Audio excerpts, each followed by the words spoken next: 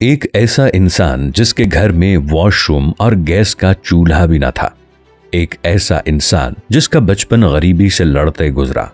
एक ऐसा इंसान जिसकी मां ने फैक्ट्री में मजदूरी करके उसे पढ़ाया, लेकिन आज उसे लोग दुनिया का अमीर तरीन इंसान कहते हैं। दुनिया का सबसे अमीर पॉलिटिशियन वही है। उसके पास 58 एयरक्राफ्ट और 700 से ज्यादा लग्जरी कारें हैं। आज उसका एक वॉशरूम गोल्ड प्लेटेड बना हुआ है। उसकी कुल दौलत $200 बिलियन से ज्यादा है। आज उसके एक इशारे पर हजारों न्यूक्लियर वेपन्स और बॉम्ब्स सिर्फ 10 मिनट में दुनिया के किसी भी कोने में तबाही मचाने के लिए तैयार हैं। दोस्तों, वक्त हमेशा एक सा नहीं रहता और वक्त बदलने में देर भी नहीं लगती। हम आपको जमाना टीवी की नई वीडियो में वेलकम करते हैं। एक सच्ची कहानी आज हम आपको दिखाने जा रहे हैं। वो कौन था और ये सब कैसे मुमकिन हुआ, ये जानने के लिए वीडियो के आखिर तक हमारे साथ जुड़े रहिए। वो एक आम आदमी का बेटा था। उसने 7 अक्टूबर 1952 को एक गरीब घराने में आंख खोली और अपने इर्द गिर्द भूख और प्यास को भटकते देखा। उसकी मां एक फैक्ट्री में मुलाजिमत करती थी और बाप सोवियत यूनियन की नेवी में अपनी ड्यूटी अंजाम दे रहा था। उस वक्त ये उसूल था कि हर खानदान का कम से कम एक फर्द फौज में जरूर शामिल होगा। उस वक्त वर्ल्ड वॉर 2 चल रही थी और सोवियत यूनियन की हालत खराब से खराब तर होती जा रही थी। स्कूल के जमाने में उसने जूडो कराटे सीखना शुरू किया और बहुत मेहनत के बाद ब्लैक बेल्ट बन गया। अपने मुल्क की टूटती कमर उससे देखी न जाती थी। वो थिएटर का और थ्रिल्स का बचपन ही से दीवाना था।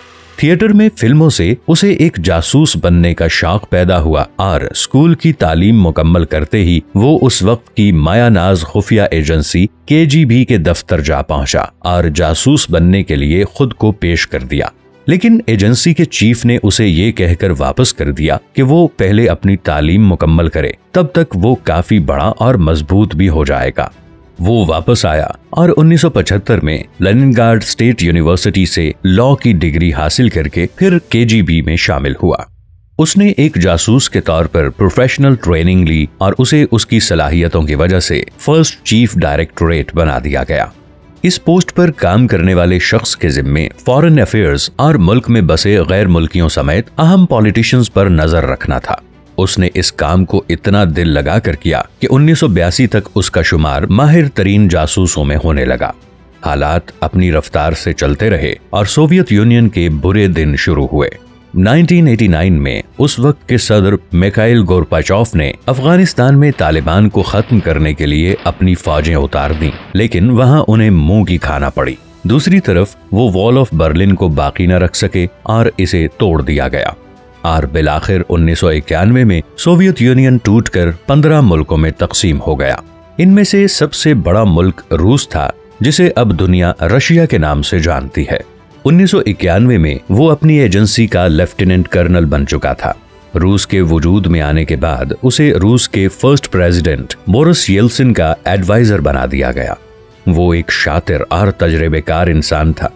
जल्द ही उसने बोरिस येल्सिन को अपना दीवाना कर लिया। अब हर काम उसके मशवरे से होने लगा और वो हर जगह प्रेसिडेंट के साथ रहने लगा। यही उसके सियासी सफर की शुरुआत थी। बोरिस येल्सिन की खराब आदतों और गलत पॉलिसीज की वजह से अवाम में उसकी मकबूलियत गिरती जा रही थी। अपनी साख को सहारा देने के लिए बोरिस ने 1999 में उसे अपना प्राइम मिनिस्टर बना लिया। रूस में प्राइम मिनिस्टर को इतनी पावर हासिल नहीं होती, इसलिए उसने प्रेसिडेंट बनने की कोशिश शुरू कर दी। सितंबर 1999 में रशिया के कई शहरों में बम ब्लास्ट हुए, जिनमें 300 से ज्यादा लोग हलाक हुए। हमले की जिम्मेदारी चेचनिया की एक तंजीम ने कबूल की। अवाम अब गुस्से से पागल हो चुके थे और वो कातिलों को सबक सिखाने का मुतालबा कर रहे थे। तभी उसने ऐलान किया कि वो अपने एक एक शहरी के खून का हिसाब लेगा। यहाँ से उसकी मकबूलियत का ग्राफ बुलंद हुआ और अवाम उसके साथ खड़े हो गए। लेकिन कहा जाता है कि ये बम ब्लास्ट खुद उसकी गवर्नमेंट ने करवाए थे ताकि वो मशहूर होकर प्रेसिडेंट बन सके। कई जर्नलिस्ट और KGB के ऑफिसर्स ने इसके प्रूफ्स इकट्ठे किए, लेकिन हैरत की बात यह है कि इनमें से कोई भी फिर जिंदा न बच सका। उसने अवाम के दिल जीतने के लिए अपने फौजियों की कैप्स पर लाइव टेलीकास्ट कैमरे लगा दिए और चेचनिया पर हमला कर दिया। इस जंग में 80,000 लोग मारे गए, लेकिन रूस के अवाम में वो एक काबिल लीडर बनकर उभर गया। 26 मार्च 2000 को होने वाले सदारती इलेक्शन में उसने 53.44% वोट लिए और 4 साल के लिए रूस का प्रेसिडेंट बन गया।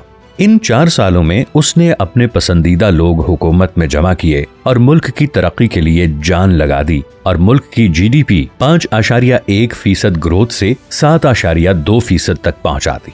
ये शख्स कोई और नहीं, रूस का मौजूदा सदर व्लादिमीर पुतिन था। 14 मार्च 2004 को अवाम ने पुतिन को 71.9% वोट देकर दोबारा सदर बना दिया, लेकिन अब पुतिन जान चुके थे कि इस मैदान में किस तरह कदम जमाने हैं। पुतिन ने 2008 तक खूब बहादुरी से हुकूमत की। रूस के कानून के मुताबिक कोई शख्स लगातार 3 मरतबा मुल्क का सदर नहीं रह सकता था। चुनाचे इस शातिर दिमाग स्पाई ने एक चाल चली और अपने नायब और वफादार दिमित्री मेदवेदेव को प्रेसिडेंट बनाकर खुद प्राइम मिनिस्टर बन गए, लेकिन सारे इख्तियारात अपने पास रखे। 4 मार्च 2012 को होने वाले इलेक्शन में पुतिन ने 64.35% वोट लेकर एक मरतबा फिर सदर की कुर्सी संभाल ली। लेकिन अब पुतिन के इरादे बुलंद थे। उन्होंने कानून में तब्दीली की और प्रेसिडेंट की मुद्दत 4 साल से बढ़ाकर 6 साल कर दी और पुतिन 2018 तक सदर रहे। 18 मार्च 2018 को पुतिन एक बार फिर 77.53% वोट लेकर सदर बन गए और आज तक वही रूस के सदर हैं। पुतिन ने 2020 में कानून में फिर से तब्दीली की और 2036 तक के लिए खुद को प्रेसिडेंट के ओहदे पर बरकरार रखने का बिल पास कर लिया। कहने को तो ये सब आसान लगता है, लेकिन हकीकत में ऐसा नहीं है। पुतिन ने अवाम में अपनी साख बरकरार रखने और मुखालिफिन को खामोश कराने में कोई कसर नहीं छोड़ी। उन्हें नेटो से सख्त नफरत है, इसलिए वो हर कुछ टाइम बाद किसी भी नेटो मुल्क पर हमले करते दिखाई देते हैं। चेचनिया हो या जॉर्जिया, यूक्रेन हो या साइबेरिया, पुतिन ने इन तमाम जगहों को रूस में शामिल करने का इरादा बना रखा है और काफी हद तक वो इसमें कामयाब भी हो चुके हैं। अवाम उनके इस अंदाज की वजह से जोश और जज्बे में उनका साथ दे रहे हैं, क्योंकि अवाम हमेशा अपने मुल्क को आगे बढ़ते और जीतते हुए देखना चाहते हैं और उनकी नजरें इस तरफ फेर कर पुतिन कामयाबी से हुकूमत कर रहे हैं। यूरोपियन ममालिक रूस के इस रवैये से बहुत खौफजदा हैं। वो पुतिन को अपने लिए सबसे बड़ा खतरा समझते हैं, क्योंकि पुतिन एक मायानाज खुफिया एजेंसी में प्रोफेशनल वर्क करते रहे हैं। यही वजह है कि यूरोपियन कंट्रीज चाहकर भी कुछ नहीं कर सकी। रूस ने क्रीमिया पर कब्जा किया तो इसे G8 की फहरिस्त से निकाल जरूर दिया गया, लेकिन पुतिन अपने इरादों के पक्के हैं। वो अब तक यूक्रेन में जंग जारी रखे हुए हैं। पुतिन के बारे में मशहूर है कि वो अपने ओपोजिशन को खत्म करने के लिए खुफिया एजेंसी FSB का इस्तेमाल करते हैं और इस एजेंसी के जरिए ही वो अपने 10 बड़े बड़े मुखालिफिन को खत्म कर चुके हैं, लेकिन उन पर कोई इल्जाम साबित नहीं किया जा सका। दूसरी तरफ पुतिन की एक पूरी टीम जदीद तरीन साइबर टेक्नोलॉजी से लैस है और पुतिन के लिए हर काम कर डालती है। पुतिन पर एक इल्जाम ये भी है कि उन्होंने ही इस साइबर टीम के जरिए अमेरिका में होने वाले सदारती इलेक्शन में इंटरफेयर किया और डोनाल्ड ट्रंप को जितवा दिया। इस वक्त तो पुतिन प्रेसिडेंट हैं, इसलिए कोई उन पर उंगली नहीं उठा सकता, लेकिन पुतिन अपने मुस्तकबिल का फैसला भी कर चुके। उन्होंने ये कानून बना डाला कि रूस के किसी भी सदर को हुकूमती मुद्दत पूरी करने के बाद गिरफ्तार नहीं किया जा सकता। पुतिन के मुखालिफिन कुछ भी कहें, लेकिन इतना जरूर है कि पुतिन रूस को आसमान तक पहुंचाने का इरादा किए हुए हैं और वो इसमें कामयाब भी दिखाई दे रहे हैं। आज दुनिया रूस को फिर से सुपर पावर बनता देख रही है। किसी भी मुल्क के सदर के पास पावर बहुत होती है, लेकिन पैसा नहीं। पुतिन कहने को सदर हैं, लेकिन बादशाहों की तरह जिंदगी गुजारते हैं। उनके 20 से ज्यादा लग्जरी महल हैं। इसके अलावा उनके न जाने कितने घर हैं जिन्हें सिक्योरिटी की वजह से खुफिया रखा गया है। ऑफिशियली उनके सिर्फ एक अपार्टमेंट को ऑन किया जाता है जो 800 स्क्वायर फीट का है। पुतिन की अपनी एक यॉट है जो लग्जरी सामान से भरी हुई है, जिसकी कीमत 50 करोड़ रुपए तक है। ये तो सिर्फ एक ट्रेलर था।